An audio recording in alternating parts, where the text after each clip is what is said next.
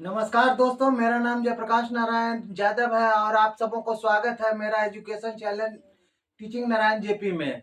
आज जो हम आपको बतलाने जा रहे हैं हिंदी साहित्य का सबसे महत्वपूर्ण जानकारी वर्णमाला के ध्वनि के बारे में। वर्णमाला का जो उच्चारण होता है वो हमारे शरीर के किस किस स्थान से होता है, तो ये हम बहुत अच्छी ढंग से आपको हम समझाने का कोशिश कर रहे हैं और आशा करेंगे कि आप पूरी तरह से संतुष्ट हो जाइएगा। तो आज का जो विषय है हमारा, जो वर्णों के उच्चारण स्थान का विषय है। क्या है दोस्तों? वर्णों के उच्चारण स्थान का विषय है और इसको हम बहुत ही मधुरता से इस पाठ को हम पढ़ेंगे। और चलिए हम बोर्ड की तरफ चलते हैं वर्णों के उच्चारण स्थान में। और इसके पहले हम ये बता दें कि पहले हम आपको किताबी भाषा से, किताबी रूपी भाषा में आपको हम समझा देंगे वर्णों के उच्चारण स्थान। उसके बाद एक ऐसा ट्रिक हम आपको बता देंगे जिससे मुंजमानी आपको आ जाएगा, कहां से किस चीज का उच्चारण निकलता है। तो उच्चारण स्थान जो निकलता है कैसे निकलता है वो पहले जानिए। तो किसी भी चीज का उच्चारण जब निकलता है, मुंह से ध्वनि निकलती है, मुंह से जब आवाज निकलती है तो हवा के माध्यम से निकलती है। किसके माध्यम से निकलती है? हवा के माध्यम से निकलती है। और अगर हम हवा, बिना हवा के, कहने का मतलब हुआ मुंह को मून करके हवा बिना छोड़े, पेट से बिना हवा छोड़े अगर किसी भी शब्द का उच्चारण करेंगे तो उच्चारण नहीं होगा। समझ गए ना? तो हवा के माध्यम से हमारे शरीर के जिस अंग को छूते हुए बाहर निकलती है वही उस अंग का भाषा वही अंग से निकलता है। तो जब हवा पेट से ऊपर की ओर जब हवा निकलती है तो सबसे पहले किस चीज का, कहां आती है? कंठ से होकर आती है, याद कीजिएगा। सबसे पहले जब शरीर से हवा निकलती है तो कंठ से, कंठ के माध्यम से जाती है। कंठ के बाद जो जाती है वो आपको कंठ के बाद तालू जाती है, तालू के बाद मूर्धा जाती है और मूर्धा के बाद दांत, और दांत के बाद ओष्ठ को होते हुए, स्पर्श करते हुए बाहर निकलती है ना? इसका माध्यम हम आपको बता चुके हैं। ये सबसे पहले जो पेट से हमारा हवा निकलती है वो कंठ के माध्यम से होते हुए तालू में जाती है, तालू के माध्यम से होते हुए मूर्धा से, दांत से ओष्ठ की ओर जाते हुए बाहर निकल जाती है। ये तो आपने जान लिया। अब ये बाहर निकलती है पर हमारा जो उच्चारण होता है वो जिस भाग को छूती है वही हमारा उच्चारण स्थान होता है। अगर आपसे पूछ दे कि उच्चारण स्थान क्या है तो बोलेंगे कि पेट से जब हवा बाहर निकलती है तो बाहर निकलते समय जिस जिस अंग को छूते हुए बाहर निकलती है वही अंग हमारा उच्चारण स्थान हो जाता है ना? तो उच्चारण स्थान मुख्यतः 5 हैं। क्या है? मुख्यतः 5 है। कहां कहां से ये याद रखिएगा, इसका सीरियली नंबर से याद रखिएगा। ये कंठ से होते हुए, तालु की ओर होते हुए, मूर्धा से होते हुए, दांत की ओर होते हुए, ओष्ठ से होते हुए बाहर निकल जाती है ना? तो ये हमारा सबसे ऊपर क्या हो गया? कंठ हो गया, उसके बाद तालु, उसके बाद मूर्धा, उसके बाद दांत, उसके बाद ओष्ठ।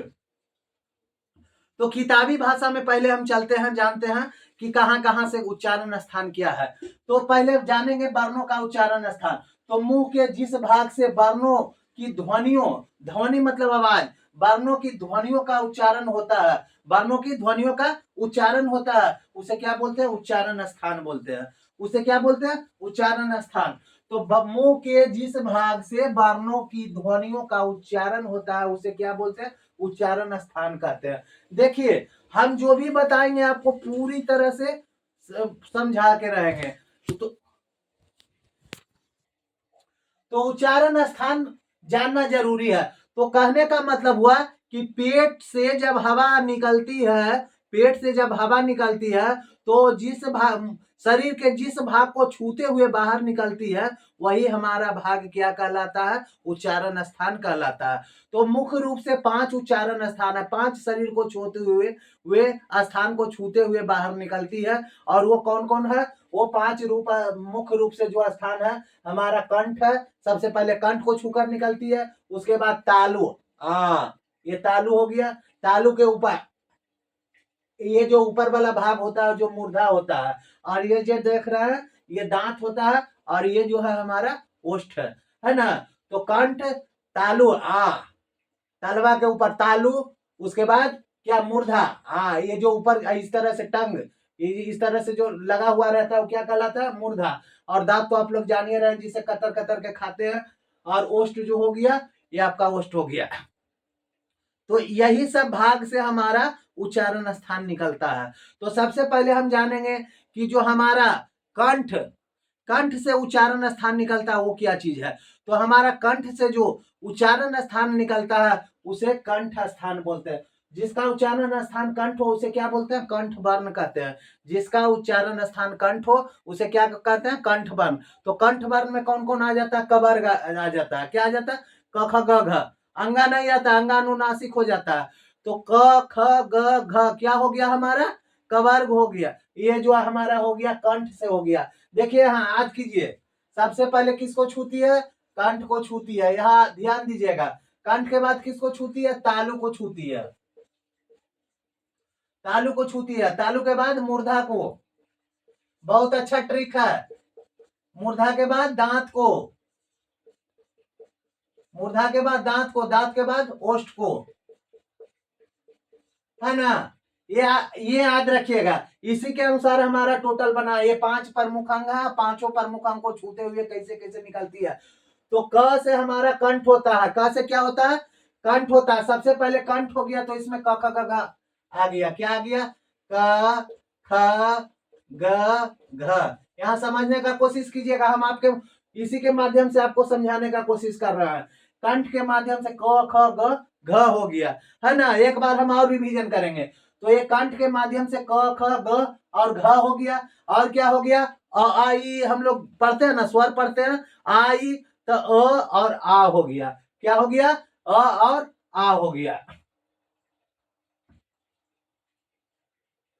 अ और आ हो गया। तो क ख ग घ, अ और आ, है ना। क ख ग घ अ और आ। उसके बाद क्या हो गया जी, और उसके बाद और आ जाता है क्या चीज, एक आ जाता है विसर्ग और एक आ जाता है ह। एक आ जाता है क्या चीज, ह और विसर्ग। हाँ, और क्या आ जाता है, विसर्ग। इसको याद रखिएगा। फिर हम एक बार इसको रिपीट करेंगे। तो कंठ में क ख ग घ अ आ ह और विसर्ग। कंठ में क्या हो गया, क ख ग घ और अ आ और ह तथा विसर्ग। हाँ, और क्या आ गया, विसर्ग आ गया। तो ये कंठ से उच्चारण स्थान क्या हो गया, क ख ग घ अ आ व और क्या चीज, विसर्ग। हाँ यार विसर्ग, हाँ यार विसर्ग। तो ये कंठ हो गया, इसको क्या बोलते हैं, कंठ वर्ण बोलते हैं। कंठ का उच्चारण क ख ग घ आ ह और विसर्ग हो गया। और इसका कंठ स्थान क्या हो गया, कंठ। कंठ से जो आवाज निकला इसको कंठ वर्ण कहते हैं। इसको क्या कहते हैं जी, कंठ वर्ण कहते हैं। तो आपको मालूम हो गया कंठ वर्ण में किस किस चीज का उच्चारण होता है, क ख ग घ, है ना। क ख ग घ हो गया। उसके बाद आ हो गया। उसके बाद ह और उसके बाद अंगा, विसर्ग, सॉरी विसर्ग। इसमें देखिए एक चीज बता देते हैं, इसमें जो उच्चारण स्थान बताया गया है सबका, वो मुख्य रूप से जो होता है, जो मुख्य रूप से वर्ण जो होता है उसी का उच्चारण बतलाया गया है। याद कर लीजिएगा, मुख्य रूप से वर्ण जो है आपका उसी का उच्चारण स्थान बतलाया गया है, याद कर लीजिएगा। स्वर में आपको अ आ इ ई हर्षऊ दीर्घऊ री ए ऐ ओ औ अनुस्वार चंद्र बिंदु और विसर्ग की मात्रा के बारे में बतलाया गया है। और व्यंजन में आपको स्पर्श व्यंजन, स्थस्थ व्यंजन और उष्ण व्यंजन का उच्चारण स्थान बतलाया गया है ना। इस तरह से जो प्रमुख होते हैं उसका उच्चारण स्थान बतलाया जाता है। तो कंठ में आपको याद हो गया क ख ग घ अ आ ह और विसर्ग, है ना। अब चलिए कंठ के बाद क्या आता है, कंठ के बाद आ जाता है तालु। क्या आ जाता है, तालु। तो तालु में क ख ग घ क ख ग घ के बाद क्या आता है जी, च छ ज झ। क्या आता है क ख ग घ के बाद, च छ ज झ। तो आंख मूंद के हम लिख देंगे च छ ज झ। ये चाचा जजा हो गया। ये चाचा जजा के बाद अब आपको क्या आ जाता है, इसमें क्या था बाबू, आ था। क्या था, आ था। उसके बाद क्या आता है, हर्षई और दीर्घई। तो यहाँ क्या लिखा जाएगा, हर्षई और दीर्घई। ये आपको तालु से हो गया। क्या हो गया, तालु से हो गया। ये हर्षई और दीर्घई तालु से हो गया, है ना। ये तालु से बोला जाता तो इसको क्या बोलते हैं? जिसका उच्चारण स्थान तालु हो उसे तालु वर्ण, जिसका उच्चारण स्थान कंठ हो उसके कंठ वर्ण, और जिस उच्चारण का स्थान तालु से निकले उसे तालु तालु उच्चारण तालु वर्ण बोलते हैं, है ना। तो तालु वर्ण में आपका कौन कौन हो गया? हर्षई दीर्घई हो गया ना, चाचा जजा इया हो गया, है ना, चाचा जजा इया। और इसमें आ जाता क्या? या से हम शुरू जब करते हैं या रलावा तो या यहाँ आ जाता है, यहाँ से शुरू होता है। देखिएगा तालु से या का शुरुआत होता है, तालु यहाँ देखिए तालु से या का शुरुआत होता है ना। और तालु से आप पढ़े होंगे क्या चीज? तलब्बी सा का भी यहाँ से शुरुआत होता है, याद रखिएगा।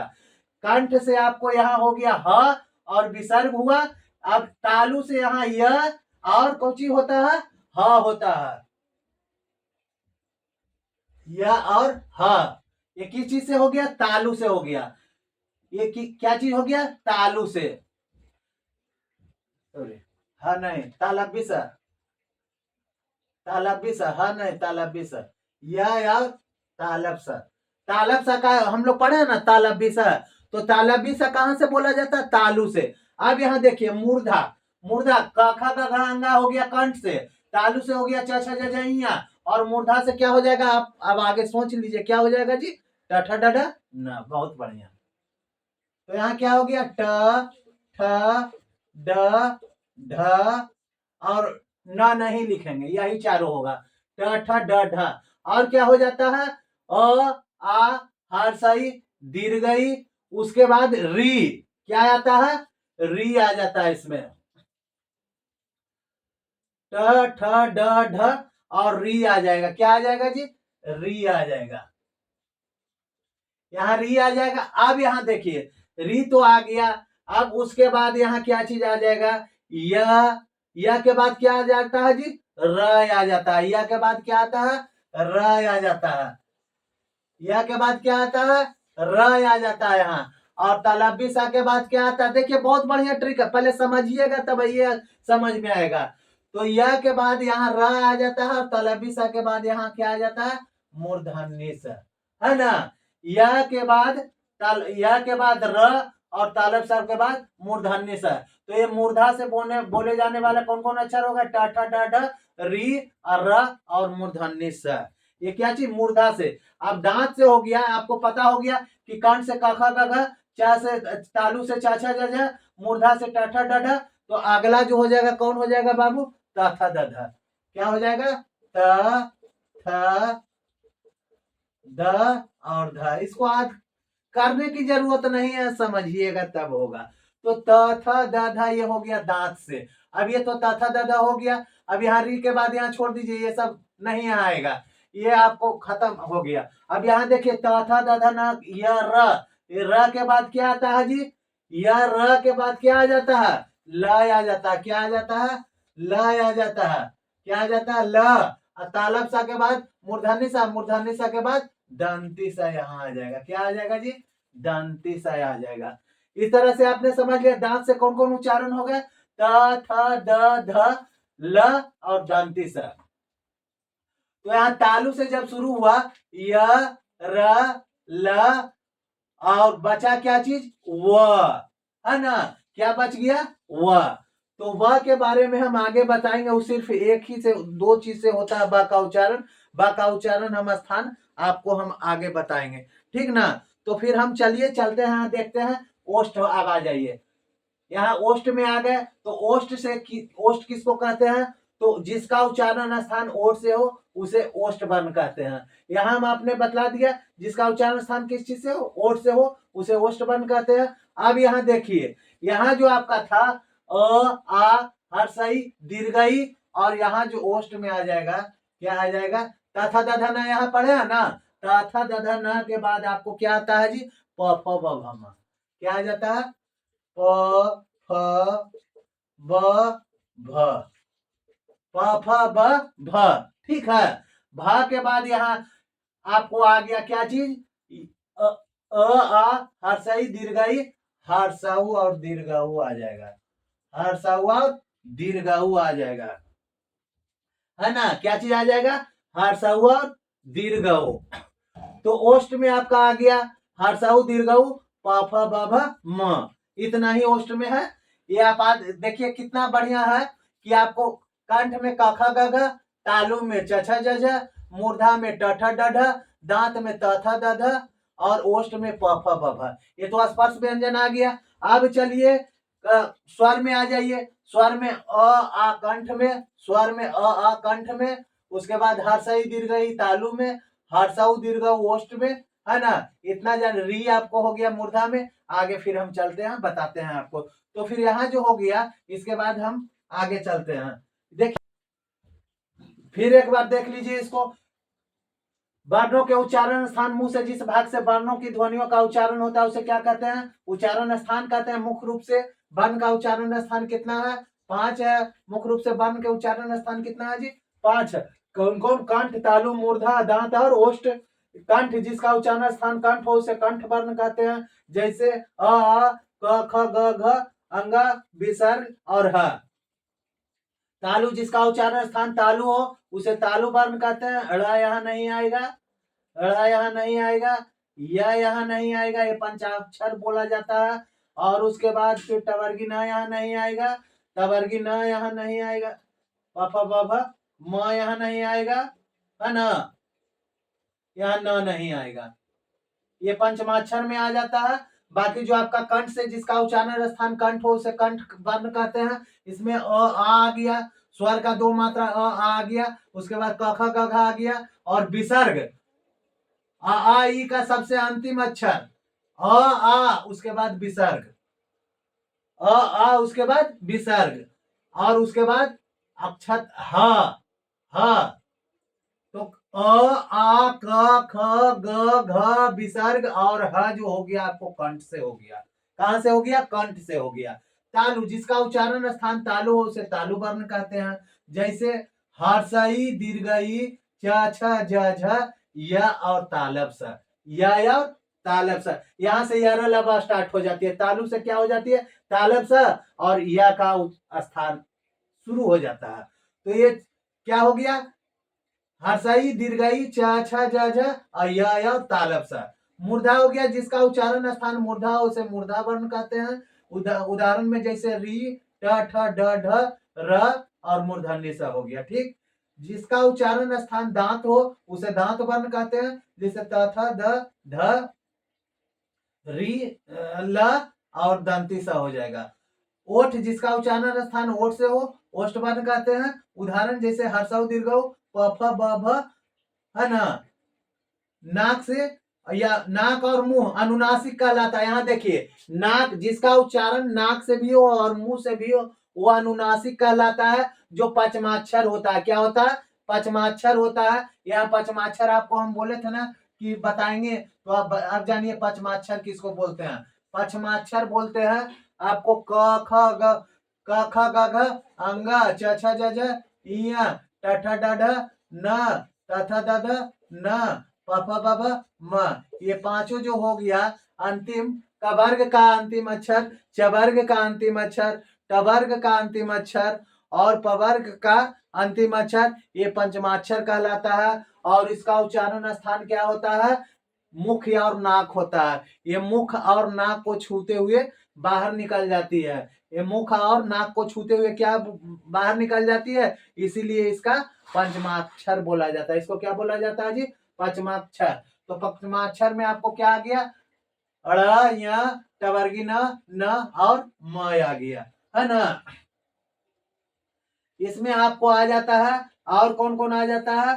ब आ जाता है। क्या आ जाता है? ब। कौन ब? पेट फाड़वा ब, जिसको क्या बोलते हैं? पेट फाड़वा ब।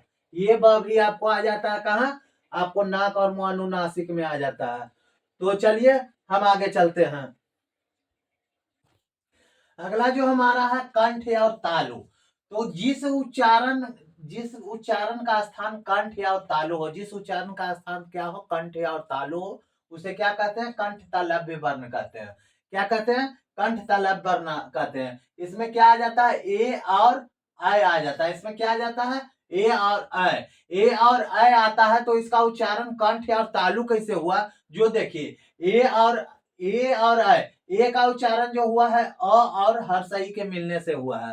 अ और हर्षई के मिलने से ए का उच्चारण हुआ है और अ और दीर्घ ई मिलने से ये आय का उच्चारण हुआ। हर्षई अ और हर्षई के मिलने से ए का उच्चारण हुआ है, और अ और दीर्घ ई को मिलने से आय का उच्चारण हुआ है ना। तो इसमें जो आपका उच्चारण स्थान है, जो आय जो है वो कंठ या और तालु से है। किससे जी? कंठ से। आ का उच्चारण स्थान कहाँ है? यहाँ देख लीजिए, आ का उच्चारण कंठ से है जी। यहाँ देख लीजिए, कंठ में आ का उच्चारण कहाँ से है? कंठ से है। और क्या चीज है? हर्षई। हर्षई का उच्चारण स्थान कहाँ से है जी? तालु से है। तो ये कंठ या और तालु मिलके कंठ तालु हो गया। क्या हो गया? कंठ तालव्य हो गया। कंठ या और तालु मिलके क्या हो गया? कंठ तालव्य हो गया। तो अ और हर्षई मिलके ए हो गए, और ए आय का उच्चारण स्थान कंठ तालव्य हो गया। उसी तरह से कंठ या और ओष्ठ, जिसका उच्चारण स्थान क्या हो? कंठ या और ओष्ठ हो। कंठ या और ओष्ठ, जिनका उच्चारण कंठ या और ओष्ठ हो, उसे क्या कहते हैं? कंठोष्ठ। तो जिसका उच्चारण स्थान क्या हो? कंठ या और ओष्ठ हो, उसे क्या बोलते हैं? कंठोष्ठ वर्ण बोलते हैं। इसमें आ जाता है ओ और औ आ जाता है। क्या आ जाता है जी? ओ और औ आ जाता है। इसमें जैसे कि देखा जाए, अ और हर्षऊ को मिला के क्या होता है? ओ होता है। अ और हर्षऊ को मिला के क्या होता है? ओ। तो अ का उच्चारण स्थान क्या है? कंठ है। और हर्षऊ का उच्चारण स्थान क्या है जी? ओष्ठ है। हर्षऊ का उच्चारण स्थान क्या है? ओष्ठ है। और कंठ या और ओष्ठ को मिलने से कंठोष्ठ वर्ण हो गया। कंठ और ओष्ठ को मिलने से क्या हो गया? कंठोष्ठ वर्ण हो गया। तो दांत या और ओष्ठ, दांत और ओष्ठ से जिसका उच्चारण हो, उसे क्या बोलते हैं? दंतोष्ठ बोलते हैं। क्या बोलते हैं? दंत ओष्ठ। उसमें सिर्फ एक आता है व एक ऐसा शब्द है जिसको दांत और ओष्ठ को, दांत और ओष्ठ, दांत खाने वाला और ये ओष्ठ को मिला करके व का उच्चारण सिर्फ होता है। वो एक ऐसा बंदा है जो सिर्फ दांत और ओष्ठ के से बनता एकलौता है। इसको याद रखिएगा। दंतोष्ठ, दांत और ओष्ठ को मिलने से किसका उच्चारण होता है? व का उच्चारण होता है। चलिए अब हम आगे देखते हैं कैसे पूरा उच्चारण होता है जिसके बारे में। अब हम आपको जो ट्रिक बताने जा रहे हैं, जिससे आप जिंदगी में नहीं भूलिएगा किसका उच्चारण स्थान क्या चीज है। तो उसमें हम बता चुके थे कि जब हमारा पेट से हवा के माध्यम से जब हमारा बाहर निकलता है और जिस जिस अंग को छूता है वही उच्चारण स्थान होता है। तो सबसे पहले जिस भाग को छूता है उसको क्या बोलते हैं? सबसे पहले हमारे कंठ को छूता है। किस चीज को छूता है जी? कंठ को छूता है। ये आप याद रखिएगा। इसी में पूरा फार्मूला छुपा हुआ है। सबसे पहले किस चीज को छूता है? कंठ को छूता है। कंठ के बाद किसको छूता है? तालु को छूता है। कंठ के बाद किसको छूता है जी? तालु को छूता है। उसके बाद किसको छूता है? उसके बाद मूर्धा को छूता है। किसको छूता है? मूर्धा को छूता है। ये मूर्धा मूर्धा को छूता है। मूर्धा के बाद क्या आ गया? दांत आ गया। मूर्धा के बाद क्या आ गया? दांत आ गया। और दांत के बाद क्या आ गया? ओष्ठ आ गया। ओठ जिसको बोलते हैं, ओठ। यही पांचों मेन प्रधान अंग है। ये आप याद रखिएगा। सबसे पहले आपको, अब इसको कंठ को किस चीज से दर्शाएंगे? के से, है ना। ट को टी से, म को एम से, ड को डी से, ओ को ओ से। तो KTMDO, KTMDO, है ना। कटमडो। इसको याद रखिएगा, आपका ऑटोमेटिक सूत्र एकदम याद हो जाएगा। इसके लिए आपको फिर क्या याद रखना है कि आपको क से यहाँ का वर्ग आ जाता है। क्या आ जाता है? कंठ। कंठ से यहाँ देखिए, अब शुरू करते हैं हम आपका सूत्र। अब यहाँ ले लेते हैं हम बाबू कंठ। क्या चीज लेते हैं? आपको सबसे पहले कंठ से। तो हमारा मात्रा कितना अक्षर का कौन कौन सा बनेगा, जो देखिए आपको हम बताते हैं। इतना प्रधान है, इतना ही बनेगा। सबसे पहले मात्रा में आ जाइए, स्वर में आ जाइए। तो आपका हो जाता है अ, आ, हर्षई, दीर्घई, हर्षऊ, हर्षई दीर्घई, हर्षऊ दीर्घऊ, री, ए, आ, ओ, औ, अन, अह, अन। यहाँ चंद्र बिंदु ले लीजिए और यहाँ ले लीजिए, है ना। ये हो गया आपका। अब आ जाइए ये तो आपका हो गया स्वर, ये क्या हो गया जी आपका, ये स्वर हो गया, क्या हो गया, स्वर हो गया। अब व्यंजन में आ जाइए। व्यंजन में कौन कौन होता है, हो जाता है आपको क, ख, ग, घ, अंग, च, छ, ज, झ, इय, ट, ठ, ड, ढ, टवर्गिन, त, थ, द, ध, न, प, फ, ब, भ, म, य, र, ल, व, तालब सा, मूर्धन्य सा, दंती सा। हाँ, यही सूत्र है आपका, इसी के माध्यम से बनेगा। ये आपका इतना ही का बनता है। आप छात्र ज्ञा बोलिएगा तो ये मिश्र धातु में आ जाता है। क्या चीज में आ जाता है, मिश्र, मिश्र व्यंजन में आ जाता है। इसमें मिला हुआ व्यंजन है। तो इतना ही चीज को आपको आज जानना होगा, टॉपिक। तो इसका टॉपिक जानने के लिए हम कैसे जानेंगे, ये देख लीजिए। इसको हम इधर से घेर देते हैं और इधर से इसको घेर देते हैं। अब आ जाइए, केटीएमडीओ में आपका सबसे पहले क्या आ जाता है, आपका सबसे पहले कंठ आ जाता है। सबसे पहले क्या आ जाता है जी, कंठ आ जाता है। तो सबसे पहले हम कंठ लेते हैं, क्या लेते हैं, कंठ को लेते हैं। तो कंठ में कौन कौन सा अक्षर आ जाएगा, सबसे पहले कंठ में जहां से हम शुरू करते हैं, क्या चीज शुरू करते हैं, सबसे पहले हम ले लीजिए स्वर से ही शुरू करते हैं। क्या चीज शुरू करते हैं, नहीं, पहले हम यहाँ लीजिए स्वर से शुरू करते हैं। तो स्वर से सबसे पहले दो अक्षर को लेंगे। किस चीज को लेंगे, जहां आ रहेगा वहां आ भी रहेगा। ये दोनों जोड़ा है, जहां आ रहेगा जहां आ भी रहेगा। तो कंठ में कौन कौन आ गया, आ गया आपको, कौन आ गया जी, आ गया, है ना। आ के बाद कखा गगा यहाँ से भी शुरू होता है, देखिए यहाँ से भी शुरू होता है कखा गगा। तो इसको कखा गगा ले लेंगे, क्या ले लेंगे, क, ख, ग, घ लेंगे, क, ख, ग, घ ले लेंगे। ठीक ना, समझिएगा एकदम, बहुत ही बारीकी से आपको हम बता रहे हैं। तो यहाँ हो गया आ हो गया, क, ख, ग, घ हो गया, है ना। अब चलिए यहाँ एक चीज और आ जाता है आपको, क्या चीज आ जाता है, विसर्ग आ जाता है और ह हो आ जाता है। क्या आ जाता है, ह। ये जो ह है ये आपको यहाँ आ जाएगा, और क्या आ जाएगा, विसर्ग आ जाएगा। क्या आ जाएगा जी, विसर्ग। इस तरह से कंठ में आपको कौन कौन आ गया, आपको आ गया ह और विसर्ग आ गया। तो क ख ग घ अंग आ और विसर्ग आ गया, है ना जी। तो यहाँ आपने समझ लिया कंठ में कौन कौन आ गया, आपको आ यहाँ आ गया, और क्या आ गया, ये आपका विसर्ग, क्या आ गया, विसर्ग आ गया आपको, ये विसर्ग आ गया। और यहाँ से आपको ह आ गया, क्या आ गया, ह आ गया। देख लीजिए यहां से आ शुरुआत है, आ यहाँ शुरुआत है स्वर का, और यहाँ विसर्ग है, अंतिम है। एकदम बहुत परफेक्टली याद रखिएगा, स्वर जो है आ शुरुआत है और अंतिम है विसर्ग। तो आ को हमने लिया और यहाँ विसर्ग को लिया, आ को लिया और हमने किसको लिया, विसर्ग को लिया। यहाँ देखिए व्यंजन में क ख ग घ को हमने लिया, क ख ग घ को लिया, और यहाँ अंत क्या चीज है, ह है, तो हमने ह को भी लिया। याद कर लीजिए, स्वर के शुरू दो और एक अंतिम, स्वर को दो शुरू लिया और एक अंत लिया।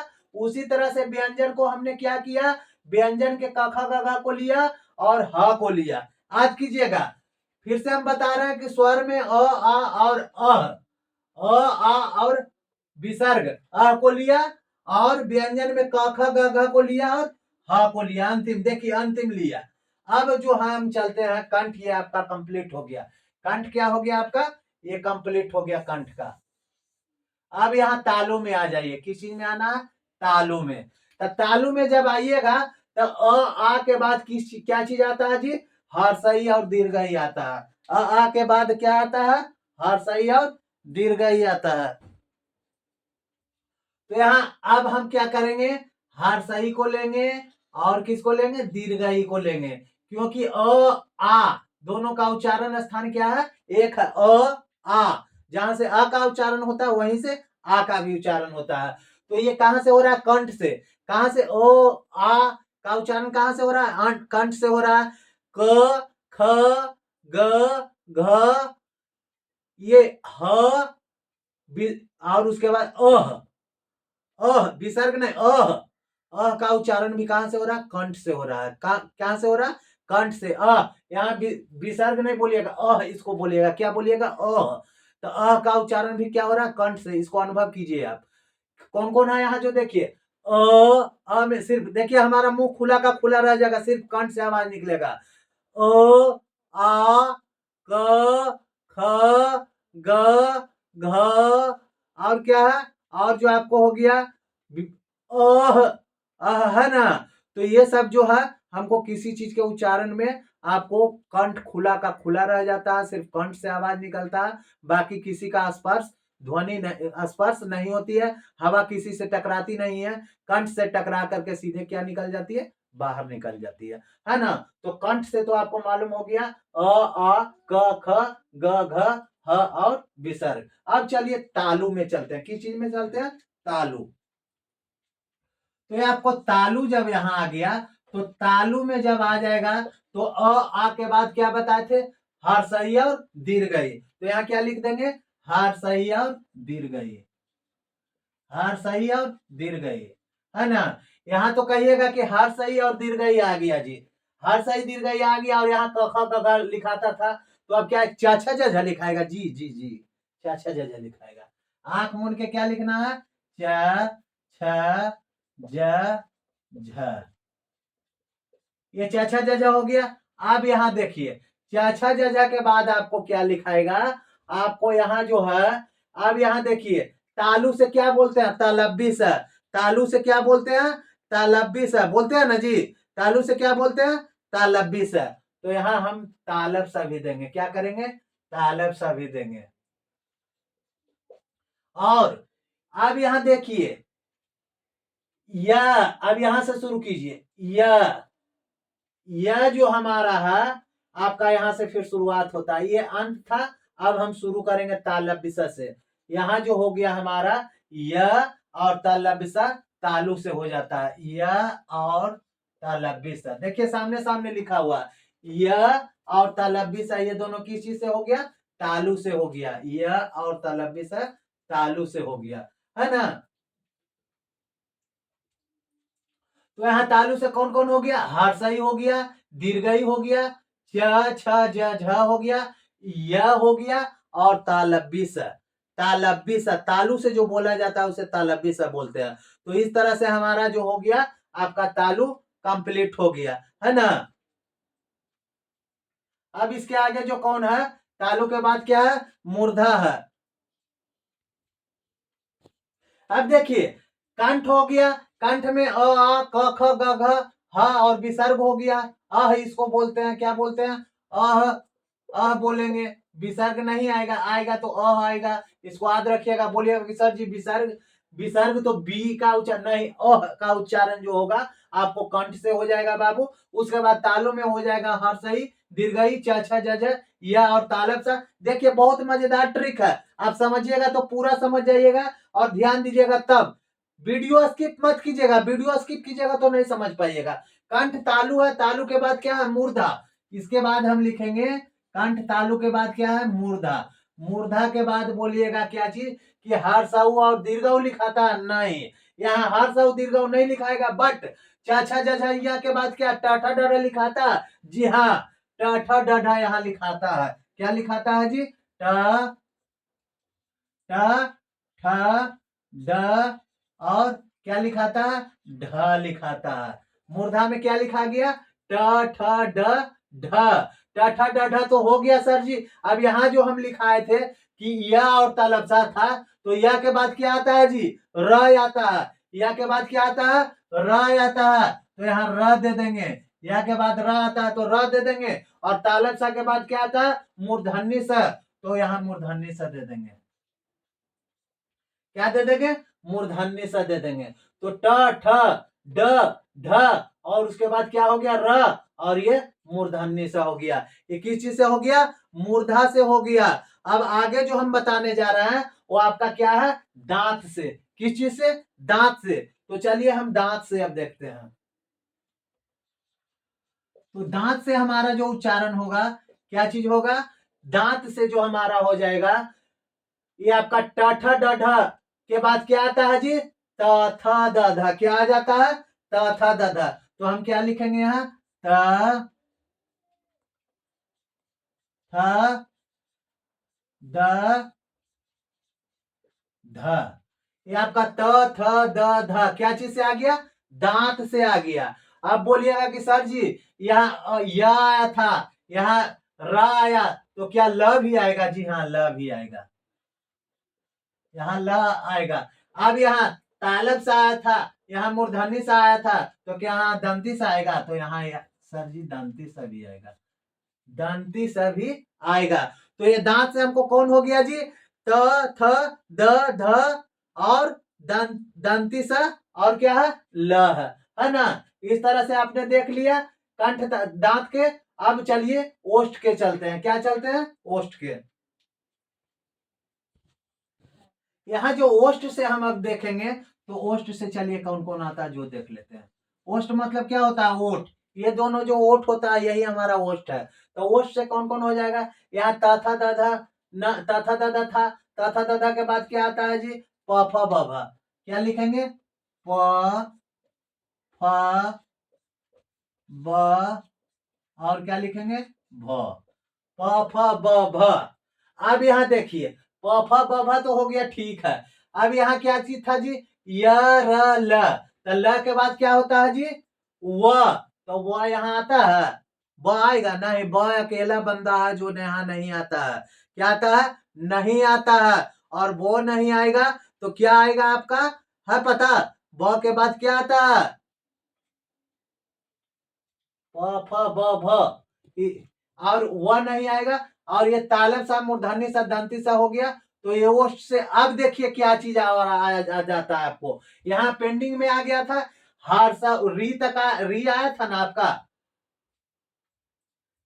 री यहाँ देखिए, ये आपका हर्षई दीर्घई, और यहाँ री भी आ जाएगा। मूर्धा में क्या आ जाएगा? ये री यहाँ भी आ जाएगा। ये री का उच्चारण मूर्धा से होता है। ट ठ ड ढ र मूर्धन्य स और री। अब यहाँ जो आपका री जो आ गया, उसके बाद क्या बचा जी? हर्षऊ और दीर्घऊ बचा। क्या बचा? हर्षऊ दीर्घऊ। इसीलिए री हमने नहीं लिखा था कि आपका जो है आपका लेंथ लेंथ गड़बड़ा जाएगा। अब यहाँ कंटिन्यू आप रहिए, इसका भी मात्रा चलेगा। तो आपने री का मात्रा जान लिया। अब हर्षऊ और दीर्घऊ के बारे में जानेंगे। तो हर्षऊ और दीर्घऊ जो निकलता है, कहां से निकलता है? ओष्ठ से निकलता है। कहां से निकलता है? ओष्ठ से निकलता है। तो हम यहाँ क्या लिखेंगे? हर्षऊ और दीर्घऊ। हर्षऊ और दीर्घऊ कहां से निकला? ओष्ठ से निकला। अब हमको क्या बच गया जी? अब इसमें जो हम आपको लगभग तो हो गया। यहाँ देखिए अब हम मिलाते हैं। आपको कखा गघा हो गया, छ छ ज झ टठ डढ़ हो गया, यर लब तालब सा मूर्धन्य सा दंती सा, वह इसमें नहीं हुआ है। और पंचमाक्षर नहीं हुआ। पंचमाक्षर किसको बोलते हैं? कवर्ग, चवर्ग, टवर्ग, तवर्ग और पवर्ग का अंतिम अक्षर जो होता है पंचमाक्षर कहलाता है। तो पंचमाक्षर इसको बोलते हैं। पंचमाक्षर किसको बोलते हैं? ये पंचमाक्षर हो गया, है ना। अंतिम पंचम अक्षर ये क्या कहलाता है? पंचमाक्षर।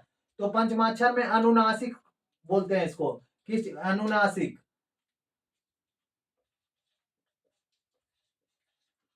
अनुनासिक। ये क्या हो गया? पंचमाक्षर हो गया। अनुनासिक। अनुनासिक इसको क्यों क्यों क्यों बोला जाता है? क्योंकि नाक और मुंह से इसका उच्चारण स्थान है। इसका उच्चारण स्थान कहाँ है?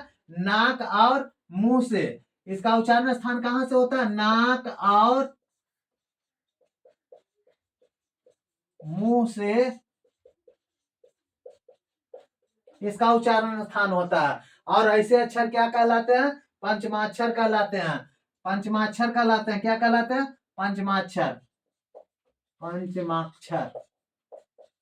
और पंचमाक्षर में कौन कौन आ जाता है जी? अड़ा, अंगा, इया,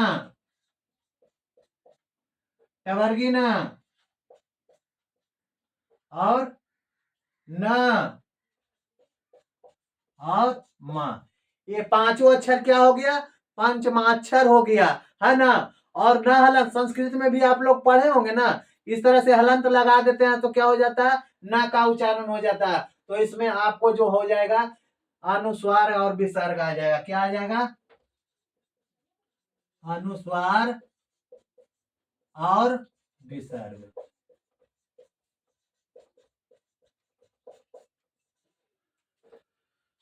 ये पंचमाक्षर अनुनासिक में आ गया। किस में आ गया जी? अनुनासिक। अनुनासिक किसको कहते हैं? जिसका उच्चारण नाक और मुंह से हो, है ना। जिसका उच्चारण किससे हो? नाक और मुंह से हो। तो ये पंचमाक्षर जो होगा अड़ा, अड़ा, या, टवर्गिना, न, म, अनुस्वार और विसर्ग, ये क्या हो गया? पंचमाक्षर हो गया, है ना। इस तरह से पंचमाक्षर का निर्माण हो गया। अब आपको देखिए कौन बच गया? ये आपका हो गया क, क, ख, ग, घ, अंगा कंप्लीट हो गया, च, छ, ज, झ, इया कंप्लीट हो गया, ट, ट, ड, ड, टवर्गी न हो गया, त, थ, द, ध, न हो गया, प, फ, ब, भ, म हो गया, य, र, ल, तालब सा मूर्धनी सा दंती सा। इसमें कौन बच गया जी? इसमें ब बच गया। कौन बच गया? ब बच गया। ये ब बचा हुआ है। और इसमें देखिए कौन बचा हुआ है? इसमें अ हो गया, आ हो गया, हर्षई दीर्घई हो गया, हर्षाऊ भी हो गया, दीर्घऊ भी हो गया, अनुस्वार चंद्रबिंदु विसर्ग भी हो गया। अब आपको जो बच गया, क्या बच गया? ए है और ओ औ बच गया। तो चलिए जानते हैं ए औ के बारे में।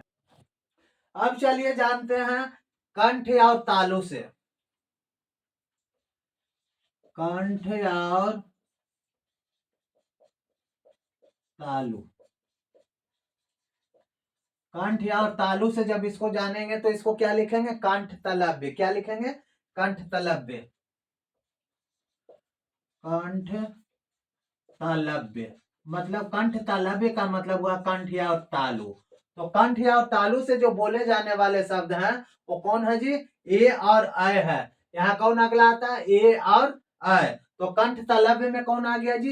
ए और अ आ गया। क्या आ गया? ए और अ। ये अब बोलिएगा कि सर जी ये कंठ और तालु दोनों से कैसे बोला जाता है?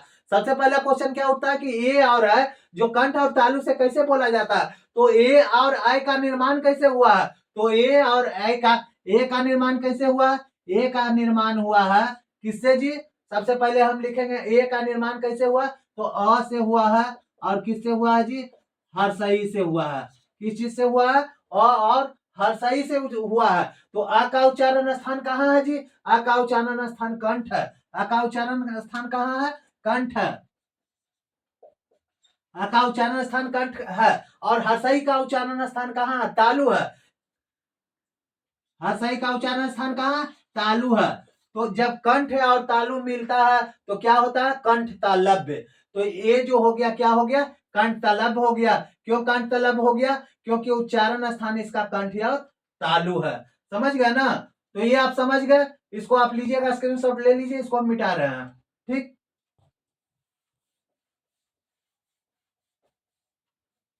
इसको यहां हम लिख देते हैं ऐसे। आ जोड़ हर्षई बराबर ए अर्थात कंठ जोड़ तालु बराबर कंठ तालव्य। ठीक, अब कंठ और तालु यहां मिट गया जी। कंठ और तालु के बाद जो अगला आपका आता है, क्या आ जाता है?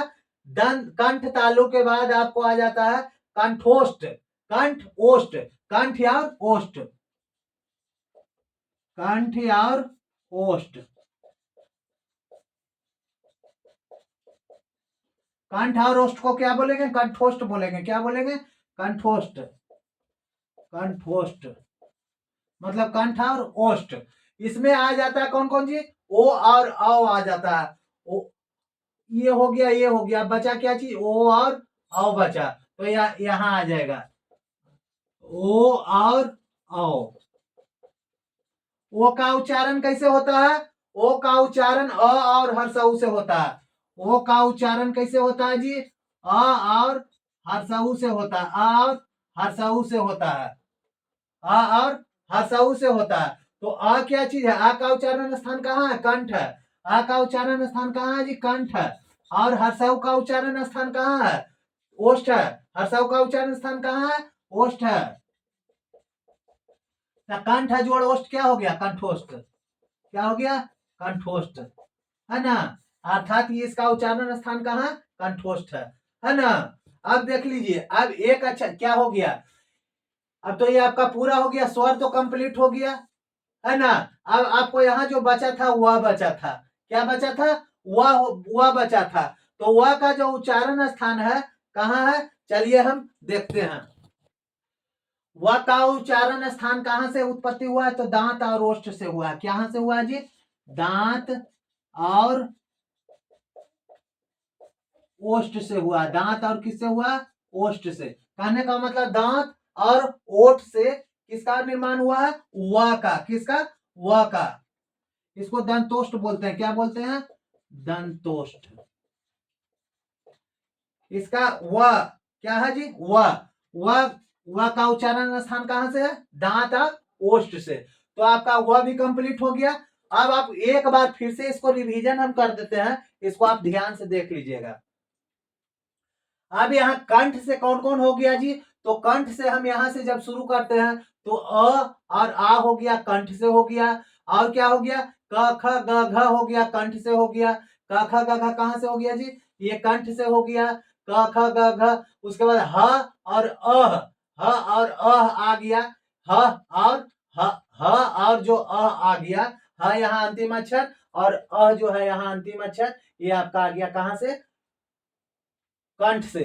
अब तालु जो हो गया, तालु जो हो गया, इसके बाद आ के बाद हर्षई दीर्घई आती है, ये तालु में आ गया। और कखा के बाद छ ज आता है, ये आपका तालु में आ गया। और यहां से फिर हम शुरू करते हैं कहां से? यहां से यह और तलबी से वह यहाँ छट जाता है। जो है अपवाद, ये आपको दांत और ओष्ठ इसमें दो जगह से टकराती हुई हमारी जो आवाज निकलती है ना। ये दो जगह से टकराती हुई निकलती है, इसीलिए वह को साइड कर दीजिए। और य ल रखिए, तालब सा मूर्धन्य सा दंती सा रखिए। तो य और स जहां चलेगा य स चलेगा, जहां चलेगा र मूर्धन्य सा चलेगा, और जहां चलेगा ल दंती सा चलेगा। इस तरह से आप जोड़ा बना लीजिए चाहिएगा तो यहाँ से आपका हर्षई दीर्घई यहाँ आ गया, हर्षई दीर्घई आ गए, च यहाँ आ गए। और यहाँ से शुरुआत हो गया, तालु से शुरुआत हो जाता है किसका? अंतस्थ व्यंजन और उष्ण व्यंजन का। तो अंतस्थ व्यंजन और उष्ण व्यंजन का यहाँ से उच्चारण आपका स्टार्ट हो जाए। तो यह अंतस्थ का पहला अक्षर और उष्ण का पहला अक्षर यहाँ आ जाता है। अंतस्थ व्यंजन का पहला अक्षर और उष्ण व्यंजन का पहला अक्षर यहाँ आ जाएगा। तो हर्षई दीर्घई च छ ज झ और यह तालब सा। अब मूर्धा में आ जाता है ट ठ। आपको क ख ग घ के बाद च छ ज के बाद ट ठ ड ढ आ गया। उसके बाद अंतस्थ व्यंजन का दूसरा अक्षर, अंतस्थ व्यंजन का दूसरा अक्षर क्या हो गया? र। और उष्ण व्यंजन का दूसरा अक्षर तलबी सा के बाद मूर्धन्य सा, और इसमें री आ जाता है। कौन आ जाता है? री आ जाता है। तो मूर्धा में हो गया ट ठ ड ढ र मूर्धन्य सा और री।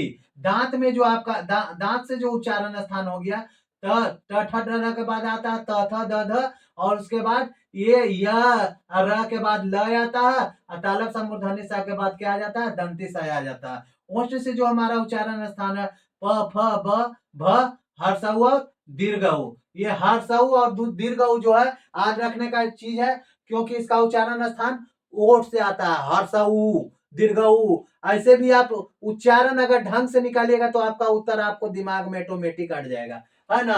तो प फ ब भ, हर्षऊ और दीर्घऊ सिर्फ ओठ के टकराने से बनता है, इसका उच्चारण निकलता है। तो ये ओष्ठ हो गया। अनुनासिक जो हो गया, नाक और मुंह के स्पर्श करने से बोलता है। ये नाक और मुंह के क्या करने से?